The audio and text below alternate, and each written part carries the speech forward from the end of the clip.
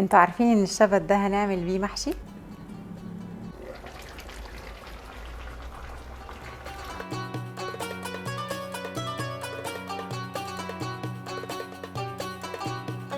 ازيكم؟ يا رب تكونوا بخير وفي احسن حال. تفتكروا من الشبت ده هنعمل ايه؟ هنعمل محشي شبت. ايوه هنعمل محشي شبت.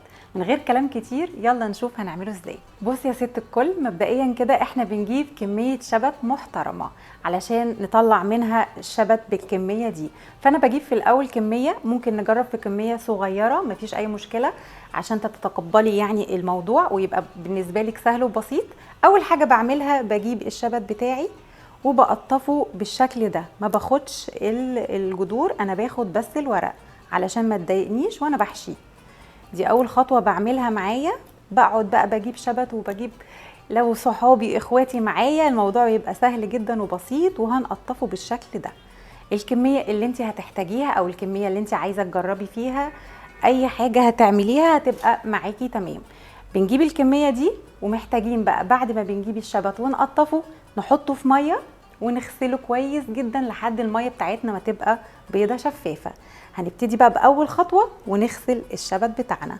طبعا انا بوريكي هنا على في البوله، بس انتي طبعا في ميه تانية يعني وتغيري الميه وترجعي لحد ما الميه تبقى معاكي بيضه شفافه. انا هعمل الخطوه دي وهوريكي الميه تبقى معانا ازاي. احنا كده عملنا اول خطوه وقطفنا الشبت وغسلناه لحد ما الميه بتاعته بقت بيضه شفافه زي ما انتم شايفين.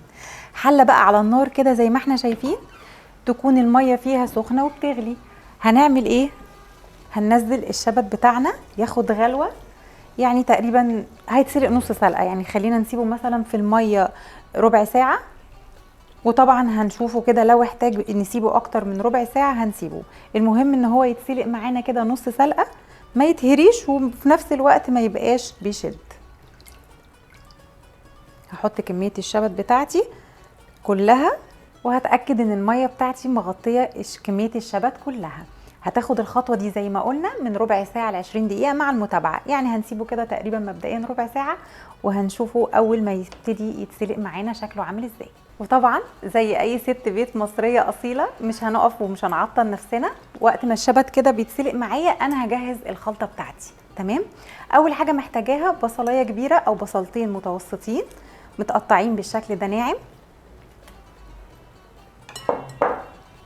نص كيلو من اللحمه المفروم، يعني يفضل نكون فارمين اللحمه خشن، مش عايزه اللحمه تكون مفرومه قوي علشان ما تدوبش معايا في المحشي وما احسش ان انا باكل محشي شبت. انا عايزه اكل المحشي وتقطم كده معايا المحشيه، فهفرمها.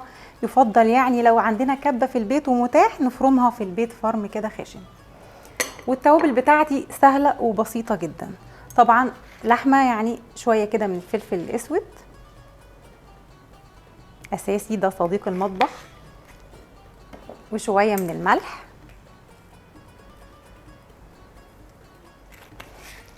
والسبع بهارات شويه برضو. مش عايزين برضو نكتر توابل قوي في اي لحوم او اي حاجه عشان ما تغلبش على الطعم الاساسي بتاع اللحمه. وشويه صغيره من الكمون. وهنقلب الكلام ده كله كويس. انا عايزه ادخل البصلايه باللحمه بالتوابل بتاعتي كويس جدا قبل ما اضيف الرز. طب كميه الرز قد ايه؟ احنا بنضيف نص كيلو لحمه قصادها نص كيلو رز، ما تزودوش عن كده لان كده اللحمه هتختفي معاكم ومش هتحس ان انتوا بتاكلوا محشي شبت. احنا كده دخلنا البصل باللحمه بالتوابل بكل حاجه. الخطوه الثانيه احنا غاسلين نص كيلو من الرز ومصفيينه كويس جدا. هنضيف بقى الرز بتاعنا على كميه اللحمه بالبصل بالتوابل. اتاكد بس ان هو متصفي كويس وهنقلب. انصحكم بقى هنا في المحشي ده تجيبوا اللحمه تبقى جملي، لان اللحمه الجملي هتمسك معاكم شويه في المحشي ده ومش هتختفي بسهوله، هتبقوا حاسين بقطعه اللحمه كده وانتوا بتاكلوها. نروح بقى للشبت، هنعمل له تيست كده بايدينا.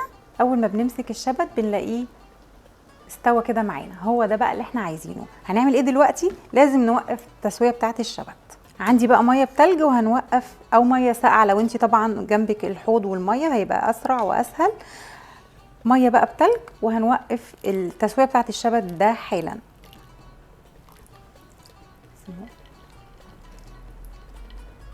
وطبعا ليه بنعمل الخطوه دي؟ علشان الشبت ما يتهريش معانا ويبقى دايب ومهري معانا وتبقى لسه الخلطه مثلا ما استوتش. جينا بقى للحظه الحاسمه، يعني اللي فات كله حماده واللي جاي حماده تاني خالص. هنا بقى التركه والشغل كله هنا. هنحشي المحشي ده ازاي؟ طيب مبدئيا كده انا هعمل اول حاجه، هجيب قطعه اللحمه بالرز اللي انا عملتها، هكورها بالشكل ده على حسب بقى ما انا حابه حجم المحشيه بتاعتي عامل ازاي. عايزينه كبير شويه فهنكبر قطعه اللحمه كده. لينا طولة بال وبنحب المطبخ، هنصغر قطعه اللحمه شويه ونعمل المحشي شكله اصغر شويه. هنعمل مثلا القطعه اللحمه كده، اخدها في ايدي زي ما انتم شايفينها ماسكه في بعضها، لان كميه الرز مناسبه جدا مع كميه اللحمه. هاخد بقى الشبت، كميه الشبت على ايدي زي ما انتم شايفين بالظبط كده، وهجيب قطعه اللحمه اللي احنا عملناها وهبتدي اقفل على الشبت بالشكل ده، على اللحمه بالشكل ده بالرز. انا مش عايزه اللحمه بالرز يبانوا، انا بغطيهم بالشبت. وبعمل الطريقه دي علشان انزل اي زيادات او اي ميه فيها. لو لقينا قطعه من اللحمه مثلا باينه، بنجيب زي كده مثلا، بنجيب حته شبت صغيره وبنغطيها. هو ده محشي الشبت. اعتقد لو حبيتوه او لو عرفتوا فوائده او لو عرفتوا القيمه الغذائيه اللي فيه هتحبوه جدا وتعتمدوه، هيبقى اسهل لكم كمان من محشي ورق العنب. ده حجم المحشييه اللي احنا المفروض نعمله، علشان هو طبعا هيزيد شويه بعد ما يتزود بالشوربه، فده الحجم الطبيعي. حابين نكبر عن كده مفيش اي مشكله. خلصنا كميه شبت زي ما انتم شايفين، حشيناها بالشكل الجميل ده. هناخد بقى فلفلايه حلوه كده، حمراء او صفراء او خضراء، علشان اللون الاخضر ده نكسره ويبقى شكل الطبق واحنا بنقدمه يخطف العين. هحط كده المحشيه، مش هحشيها كلها، نصها تقريبا بالشكل ده. وهجيب بقى الحله الحلوه بتاعتي، هضيف بقى زي ما بنعمل اي قاعده لاي محشي، شرايح كده من الجزر وشرايح من البصل.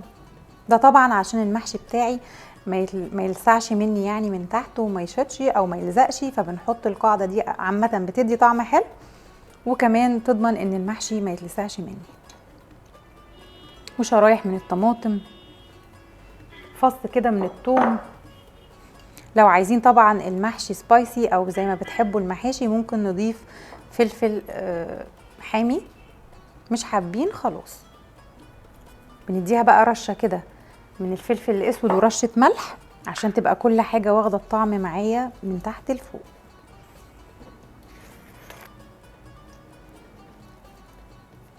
هضيف برضو فص صغير كده بس من الثوم، ممكن نقسمه وممكن نحطه سليم، واحده فلفلايه.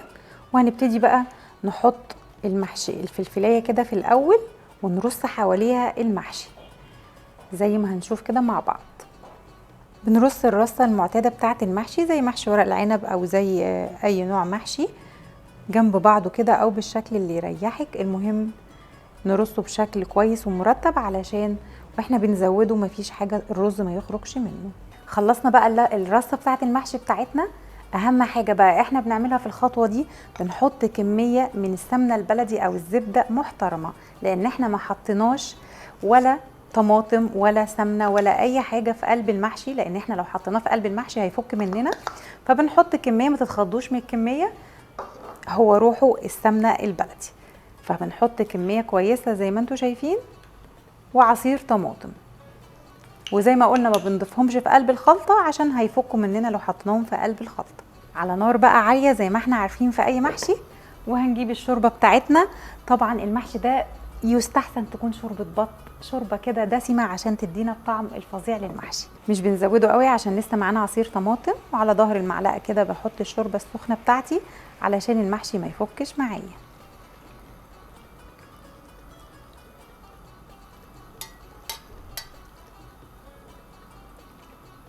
اول ما يبتدي يسخن معانا كده ويغلي ننزل بعصير الطماطم.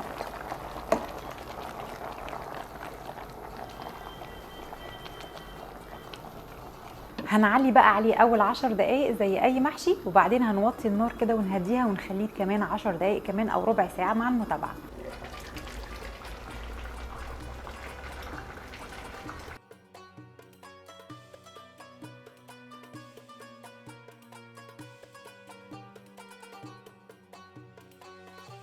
ونيجي بقى لاحسن لحظه انا بستناها او بتعجبني وبتعجبكم كلكم طبعا، بعد ما بنخلص حله المحشي وندوق بقى تعبنا وندوق الكلام اللي احنا عملناه ده كله.